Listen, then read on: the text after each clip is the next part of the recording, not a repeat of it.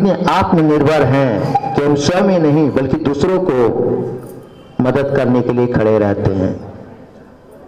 तो ये नेहरू जी की ही देन थी, नेहरू जी का ही सपना था। आज हम इतने आगे बढ़े हुए हैं। आज ऐसी कोई चीज नहीं है जो हमारे देश में ना निर्माण हो रहा हो। आज भारत की गिनती विकसित राष्ट्रों में हो रही है, विकासशील नहीं बल्कि विकसित राष्ट्रों में हो रही है। आज चीन जैसे देश को हम आंखें दिखाते हैं, अमेरिका भी हमारे सामने झुक करके बातें करता है। आज हम यहां पहुंच चुके हैं। ये नेहरू का सपना था। मित्रों, बच्चों, सपने देखना बहुत जरूरी होता है, पर आपको मालूम होना चाहिए कि सपने वही अच्छे होते हैं जो दिल में सपने आप देखें। डॉक्टर एपीजे अब्दुल कलाम की बातें आपको याद होगी। उन्होंने कहा था, सपने वो सपने नहीं जो आप नींद में सपने देखते हो, सपने वो जो आप खुली आंखों में देखते हो, ऐसे सपने हो। वाकई में आज हमारा युवा पीढ़ी बहुत आगे बढ़ रहा है। नेहरू को आदर्शों को माने, नेहरू के पद चिन्ह पर चले। नेहरू जी की बहुत बड़ी खासियत थी कि बहुत बड़े घर में जन्म लेने के बावजूद भी बहुत उनमें शालीनता थी। और व्यक्ति के अंदर यही बड़ी चीज बहुत बड़ा धन होता है, बहुत बड़ी चीज होती है कि आप पता नहीं इलाहाबाद में आनंद भवन देखे कि नहीं, पर आपने उनका जीवनी जरूर पढ़ा होगा।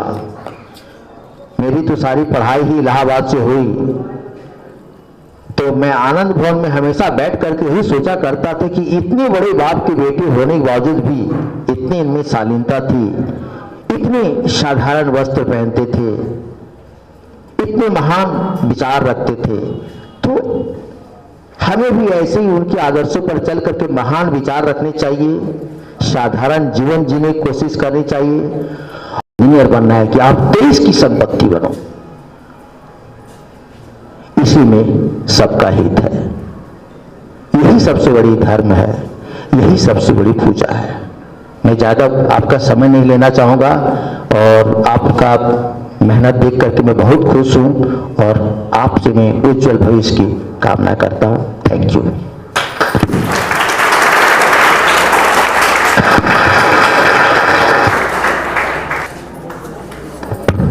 Thank you so much Saroj sir for your words of motivation, है ना। आपके चंद शब्दों के लिए बहुत बहुत धन्यवाद। And I hope all the students, है ना, जो अभी सर ने बताया आपको भली भांति समझ में आया होगा, ठीक है ना। देखो, एक्चुअली सेलिब्रेट करना, सिंपली म्यूजिक वगैरह बजाना, डांस करना, ये सबसे कहीं अच्छा था कि आप, है ना, कुछ क्रिएटिव वर्क करके दिखाओ। So that's why I suggested you to go through the project that you are going to make, ठीक है ना। जो भी प्रोजेक्ट आपको बनाने के लिए बोला गया, ताकि जो भी अंदर का टैलेंट है वो इससे कहीं ना कहीं बाहर है, ठीक है। हमारा ये डिजायर था कि जो आप करना चाहते हैं वो एक्सप्रेसिव वे में होना चाहिए, so that you can perform it in better वे।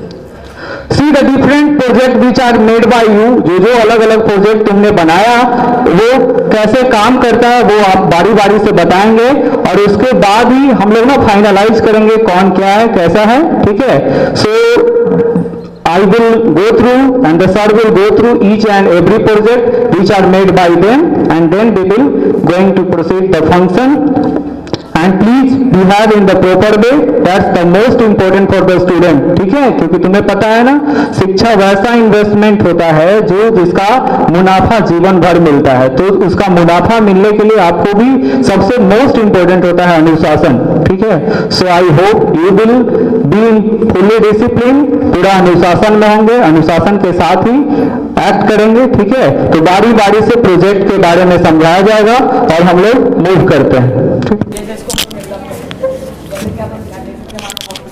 जहाँ पे ट्रीटमेंट्स हो सकते हैं, सारे मरीजों को हम लोग इस्तेमाल कर सकते हैं। अगर हम लोग ट्रीटमेंट्स का इस्तेमाल कर सकते हैं, सारे विलेज के लोगों ने एम्प्लॉयमेंट के लिए हम लोग ने संस्थान खोले हैं। इस आजकल के जैसे विलेजेस में ज़्यादातर किसान गरीबी से मर रहे हैं, वो आत्महत्या कर रहे हैं, लेकिन यहाँ पर जिस तरह से यहाँ मॉड्यूल बनाया गया है वो हिसाब से वहाँ एम्प्लॉयमेंट की कमी नहीं होगी और किसान अपना काम ध्यान अच्छे से कर पाएंगे। यहाँ पे हम लोग कई टाइप्स के शॉप्स, कंपनीज एंड एक्सेट्रा हम लोग बना चुके हैं। ऐसा आप लोग देख सकते हैं कि जिस तरह से ये है उसमें सारी तरह का बनाया गया है, जिससे जो गवर्नमेंट्स को ज़रूर देना चाहिए, जैसे लाइटिंग और रोड्स अच्छे रोड्स बनाए गए हैं।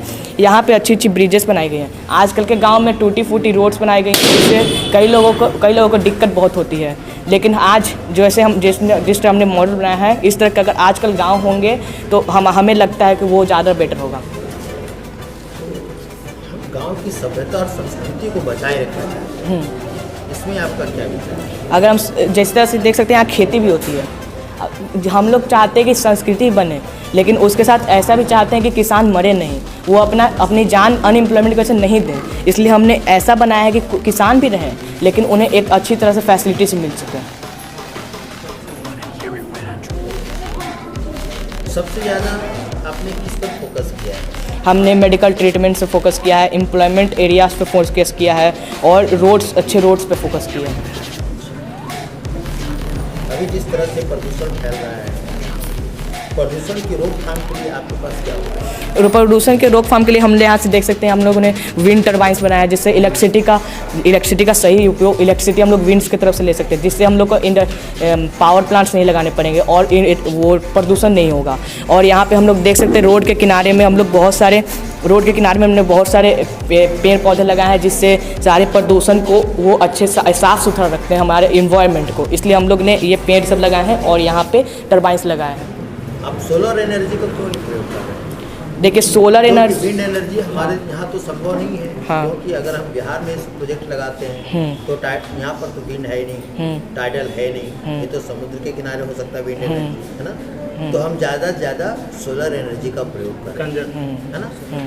ठीक है, बहुत अच्छा आपका आइडिया, बहुत अच्छा लगा, बहुत रियली बहुत तारीफ है। जो कि ये बहुत ही पावरफुल रॉकेट है और एक ऐसा रॉकेट जो है कि ऊपर जाने के बाद ना इस पर ये सैटेलाइट भेजने का काम करता है। जैसे मैं अभी तो इंडिया में उतना मौजूद नहीं है, बट नासा ने अभी 5 तो बना दिया है। अभी इसका लास्ट लॉन्चिंग लगता है 2011 में हुआ था, 8 जुलाई को। तो हमने इसी का मॉडल बनाया है सर। इसमें क्या होता है ना कि जब ये रॉकेट उड़ता है तो इसका जो पार्ट है, मेन इंजन है, जो सैटल में जाने के बाद ये दोनों काम करता है। अब जब ऊपर जाता है तो ऊपर जाने के बाद ये दोनों ना पृथ्वी के कोई भी छोर में जाके ऑटोमेटिक गिर जाता है, कंप्यूटर द्वारा प्रोग्रामिंग किया होता है। और यहाँ पर ये जो सैटल बनाया हुआ है, जो ऑर्बिट है, ये ऑर्बिट होता है जो फिर काम होने के बाद ना सैटेलाइट भेजने के बाद ना ये फिर लैंड कर जाता है। ये रॉकेट ऐसा बनाएगा। लेकिन कोई रॉकेट होता है जो ऊपर गिरने के बाद फिर नीचे नहीं आता है, लेकिन ये लैंड भी करता है। तो हमने यहाँ पर बनाया है। अभी यहाँ पर हम आपको चला कर भी दिखा देंगे वर्किंग मॉडल। यहाँ पर हमने लाइट लगाया है।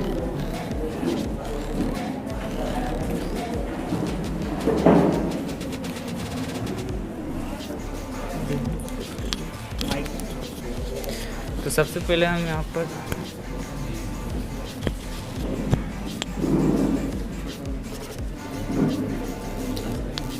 पर इस प्रकार से ये काम करता है।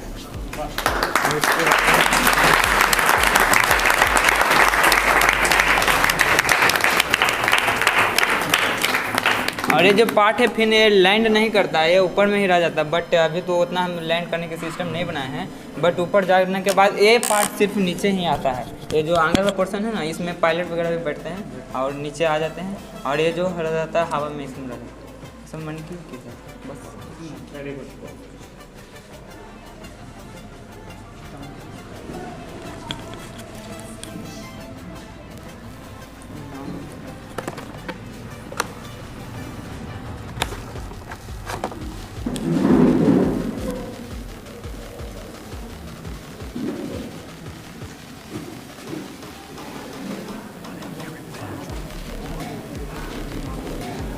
इसका रफ्तार बहुत होता है सर।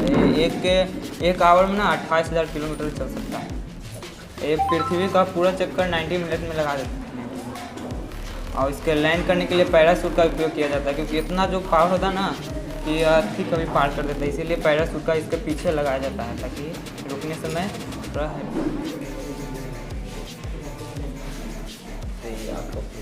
यस सर, ये मेरा। Hello sir, this is a hydraulic machine. इसे कर तो जैसे भी होगा इसी प्रोसेस में चल रहा है।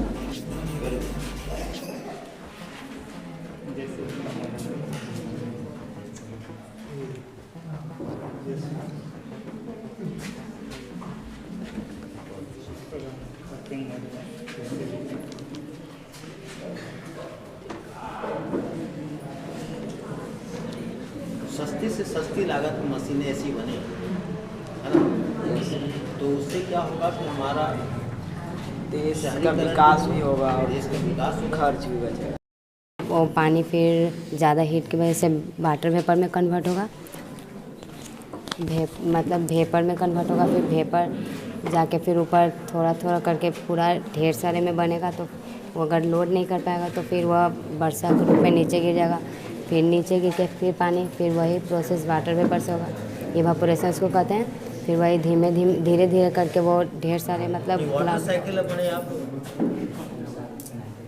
बरसात के पानी को वाटर साइकिल करेंगे, रिवर को करेंगे, कहाँ पे किस पानी को करेंगे? मतलब जो वेपर बन के जो क्लाउड बना ना, वो मतलब जो वेपर से क्लाउड बना वो अपने आप को जब भारी मतलब हो गया तो वो अपने आप को रख नहीं पाएगा, मतलब स्टोर नहीं कर पाएगा, तो वो छोटे छोटे बूंद की तरह से मतलब फिर नीचे गिर जाएगा, जिसको हम लोग रेन से मतलब नाम से जानते हैं। फिर वही रिवर में अगर जाएगा, मतलब किसी भी पानी में, या रिवर हो या पाउंड हो, फिर से वह सूर्य की रोशनी उस पर पड़ेगा, मतलब लाइट पड़ेगा, तो फिर से वह हीट करेगा, तो हीट से फिर वाटर पेपर में बनेगा। वाटर कंजर्वेशन है।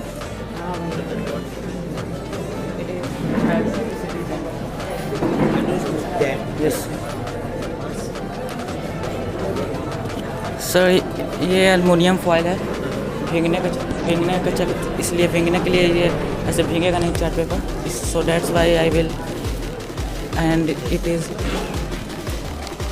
बना के टरबाइन चलाएंगे, टरबाइन से आप इलेक्ट्रिसिटी प्रोड्यूस होगी। Water electricity.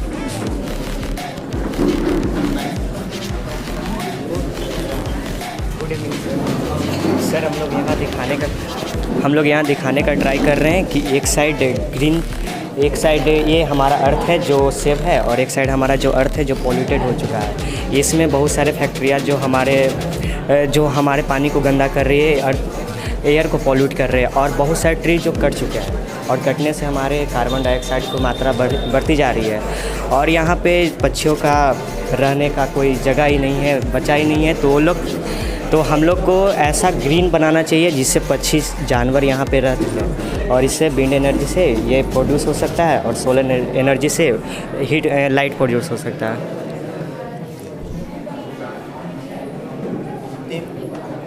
आप कहाँ पर प्लांट लगाए? प्लांट हम लोग इधर लगाए सर,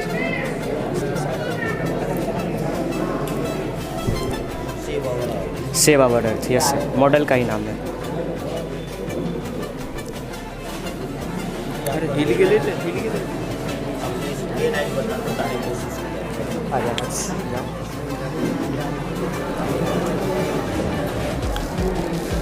ये मॉडल भी मेरा ही है सर, इसको मैं डे एंड नाइट बताने का ट्राई कर रहा है कि इधर डे है और नाइट कैसे होता है, डे और नाइट कैसे होता है।